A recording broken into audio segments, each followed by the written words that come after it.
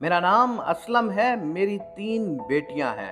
मैं अपनी बीवी और तीनों बेटियों के साथ आसूदा ज़िंदगी गुज़ार रहा हूँ। अपना ज़ाती कारोबार है, घर है। तीनों बेटियां अच्छे इदारों में तालीम हासिल कर रही हैं। छोटी दोनों कॉलेज में पढ़ती हैं और बड़ी बेटी किरण यूनिवर्सिटी होती है। शहर के एक पोश एरिया में नया घर लिया हुआ है। घर में किसी चीज़ की कमी नहीं, अल्लाह का दिया सब कुछ है। एक सुबह रोज़ के मामूल के मुताबिक मैं किरण को यूनिवर्सिटी छोड़ने जा रहा था। दौरान ड्राइव मैं किसी से फ़ोन पर बात कर रहा था। किरण फ्रंट सीट पर खुले बालों पर से दुपट्टा हटाए बैठी मोबाइल इस्तेमाल कर रही थी। आगे सिग्नल पर मैंने गाड़ी रोक दी। मैं फ़ोन पे बात करने के साथ साथ सिग्नल खुलने का टाइम भी देख रहा था। कॉल कट करके मैंने मोबाइल साइड पर रखकर किरण की तरफ देखा और कहा, बेटा 100 बार कहा है दुपट्टा ना सर से हटाया करो। किरण अपनी साइड की खिड़की से बाहर देख रही थी। मैंने लाशूरी तौर पर उस तरफ देखा। रोड साइड पर बने फुटपाथ पर सफेदे के दरख्त के नीचे और किरण की साइड पे सामने एक मिटियाले रंग का कुत्ता खड़ा था और किरण की तरफ ही देख रहा था और साथ दुम हिला रहा था। कुत्ते और गाड़ी के दरमियान बमुश्किल 7-8 फुट का फासला रहा होगा। मैं किरण की तरफ देखकर मुस्कुरा दिया क्योंकि मेरी बेटी किरण पालतू जानवरों की बेहद शौकीन है। हमारे घर में 2 बिल्लियां, तोते, मोर और कई और पालतू परिंदे किरण ने अपने शौक की वजह से रखे हुए थे। किरण को इतनी महवियत से कुत्ते की तरफ देखकर मैं भी मुस्कुरा उठा कि अब कुत्ते पालने की ख्वाहिश ना कर देना। किरण ने मेरी बात सुनकर मेरी तरफ देखा और मुस्कुरा दी। सिग्नल इस दौरान खुल चुका था। मैंने गाड़ी आगे बढ़ाई। किरण अभी भी साइड मिरर से पीछे देख रही थी। मैंने गाड़ी की रफ्तार बढ़ा दी। 10-12 मिनट की ड्राइव के बाद यूनिवर्सिटी आ गई। मैंने किरण को उतारा और वापस चल दिया।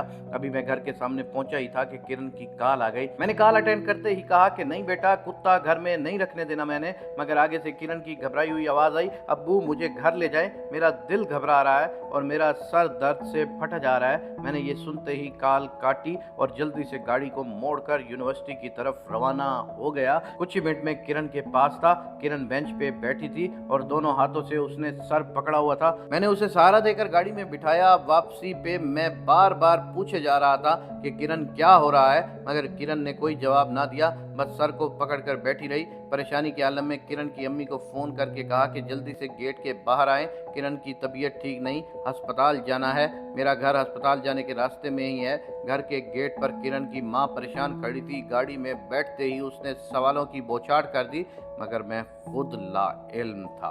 अस्पताल का रास्ता अभी हम तय कर ही रहे थे कि किरण ने बेहद ऊंची आवाज में कहा कि अब्बू मैं अब ठीक हूँ, अम्मी से कहें ऊंचा बोलना बंद करें और मुझे अस्पताल नहीं जाना, मुझे घर वापस ले चलें। मैंने कहा, बेटा अच्छी बात है, तबीयत ठीक हो गई है, मगर अस्पताल डॉक्टर से चेकअप करवा लेते हैं। मगर किरण मेरी बात काटते हुए सख्त गुस्से से चिल्लाई हुई बोली, अगर आपने गाड़ी घर की तरफ ना मोड़ी तो मैं चलती गाड़ी से छलांग लगा दूंगी। मैंने किरण की माँ की तरफ हैरानगी से देखा और खुद मुंह खोले मुझे देख रही थी। मैंने गाड़ी का लॉक चेक किया, गाड़ी ऑटो लॉक पे ही थी। मैंने आहिस्ता आहिस्ता गाड़ी को घर की तरफ मोड़ दिया, मगर मैं हैरानगी के साथ अफसरदगी की कैफियत में था कि मेरी बेटी ने मेरे साथ या अपनी माँ के साथ इस लहजे में कभी बात नहीं की। आज इसको क्या हो गया है। मैं हैरान था कि कुछ देर पहले किरण ने मुझे चाय बनाकर पिलाई थी। उसके बाद मैंने उसको यूनिवर्सिटी जाने की तैयारी और घर से निकलते वक्त माँ को कहा था कि मार्केट जाना है, शाम को जहन में रखिएगा। और हम बातें करते घर से निकले थे।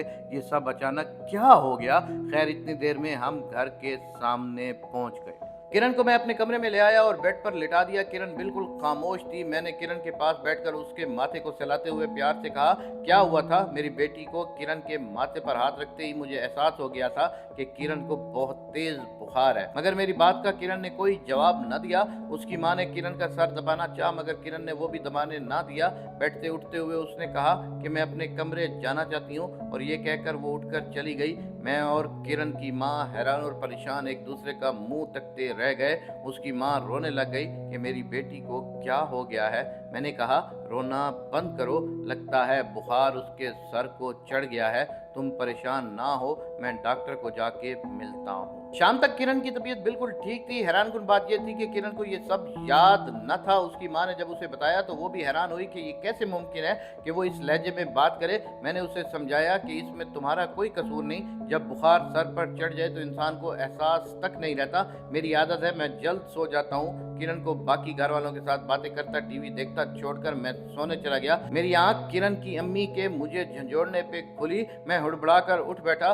दोनों छोटी बेटियां और किरण की माँ मुझे कहे जा रही थी कि देखें किरण को क्या हो गया है। मैं बदहवासी में किरण के कमरे की तरफ भागा। किरण अपने बिस्तर पर ऊंधी पड़ी थी। उसके हाथ पांव मुड़े हुए थे और मुंह से हूं की आवाज आ रही थी। मैंने किरण को उठा लिया। अजीब सी बदबू उसके वजूद से आ रही थी। मैं उसे उठाकर गाड़ी की तरफ भागा और कुछ ही देर बाद अस्पताल पहुंच चुके थे। मेरी परेशानी अब हैरानी में बदली हुई थी, क्योंकि जैसे ही किरण को गाड़ी में बिठाकर घर के गेट से गाड़ी बाहर निकाली थी, किरण ठीक हो गई थी और उसे होश आ गया था।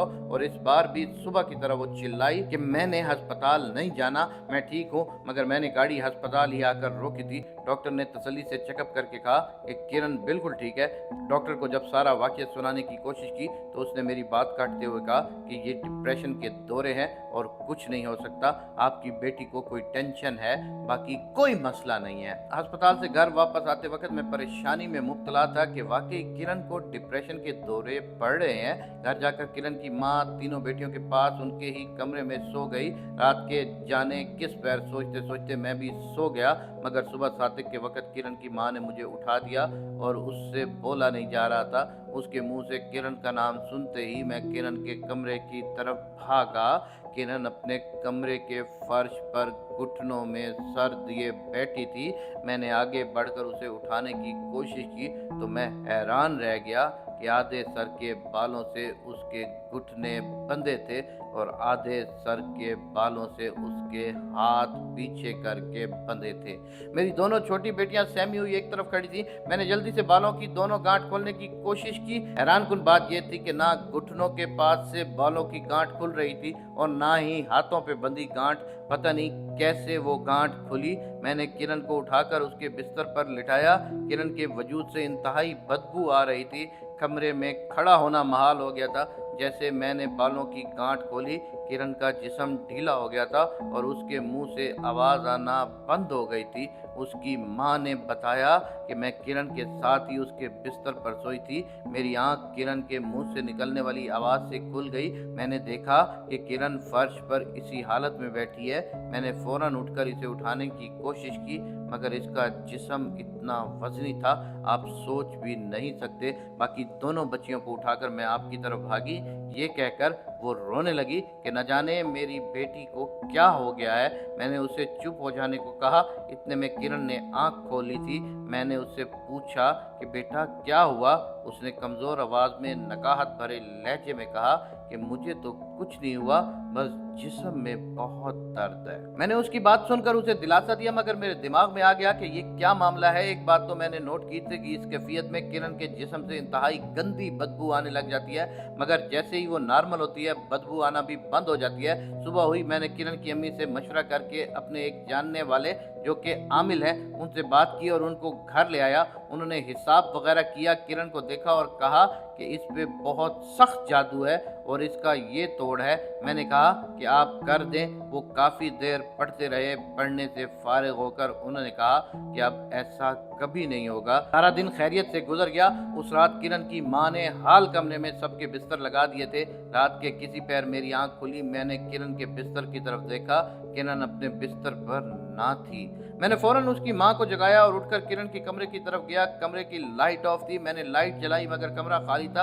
अम्मियाँ बीवी ने सारे कमरे चेक किए मगर किरण कहीं नहीं थी। मैंने ऊपर वाले पोर्शन में कमरों को चेक किया, वहां पर भी किरण को ना पाकर मेरे औसान खता हो रहे थे। परेशानी में मेरे कदम ममनू वजनी हो रहे थे। मैं और किरण की माँ पागलों की तरह घर का कोना कोना छान रहे थे। हम नीचे पोर्शन में पहुंचे। मैं भागकर हाल के दाखिली दरवाजे की तरफ बढ़ा, सहन की तरफ जाऊं, मगर दरवाजे को अंदर से लगी कुंडी देखकर मैं रुक गया।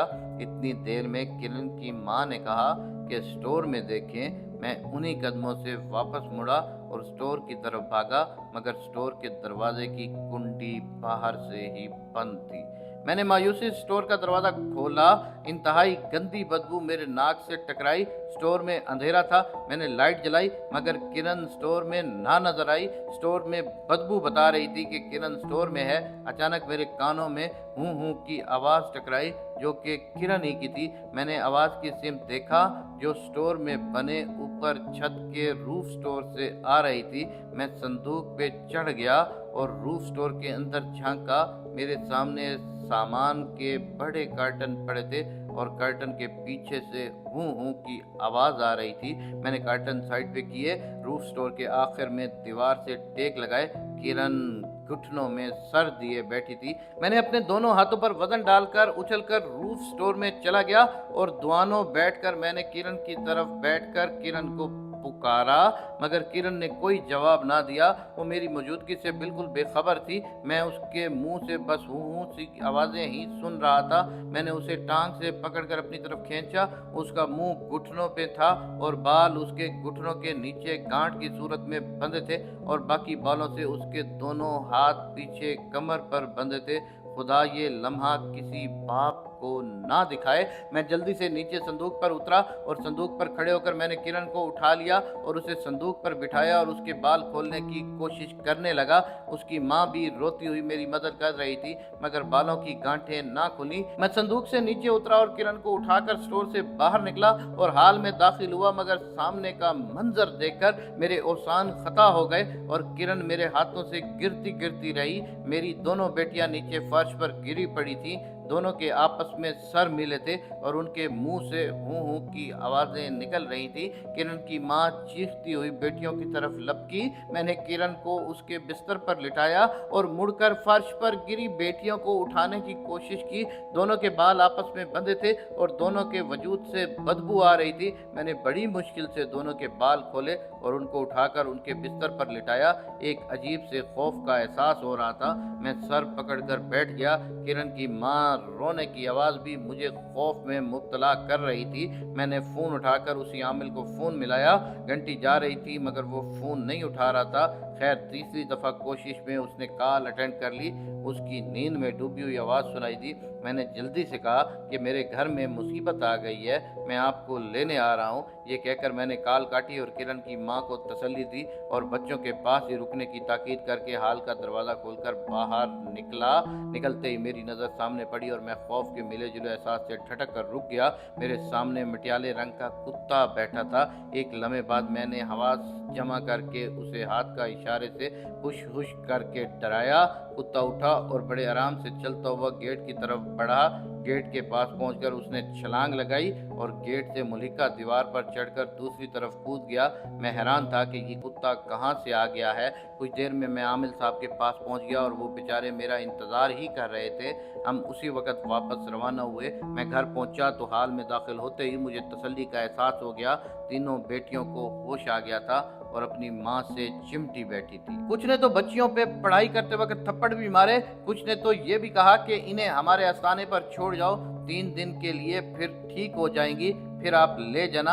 अब आप बताएं कि मैं नौजवान बच्चियां कैसे किसी की गैर महरम के हाथ छोड़ सकता हूँ। एक माँ होने को है, मेरे घर से सुकून ख़त्म हो गया है। मेरी बेटियां पूरे ख़ानदान में मौजूद जिक्र बनकर रह गई हैं। ख़ानदान में करीबी रिश्तेदारों में 2 शादियां हुई और दोनों घरों ने फ़ोन करके कह दिया कि बराह मेहरबानी बच्चियों की शादी है, आप दोनों मियाँ बीवी ही आइएगा, अपनी बच्चियों को ना लाइएगा। मेहमानों ने बुरा मनाना है, शादी का मौका है, सबकी बच्चियां होंगी, ऐसे किसी और को असर ना हो जाए। इस 1 महीने में दोनों पालतू बिल्लियां मर गईं। तोते रहे ना मोर ना चिड़िया, कोई पालतू परिंदा नहीं बचा।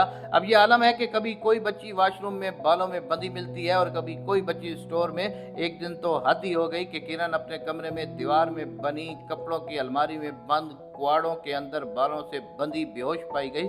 आजकल घर में हर वक्त अजीब सी बदबू फैली रहती है। मैं बहुत परेशान हूँ। मैं इतनी दूर से आपको लेने आया हूँ। अरशद साहब मेरे इस दोस्त के बहनोई हैं। मेरे दोस्त की बीवी ने अरशद साहब की बीवी से बातों बातों में जिक्र किया। उन्होंने आपका बताया। बदर भाई आप इस मामले में कुछ कर सकते हैं तो प्लीज़ मेरे साथ चलिएगा।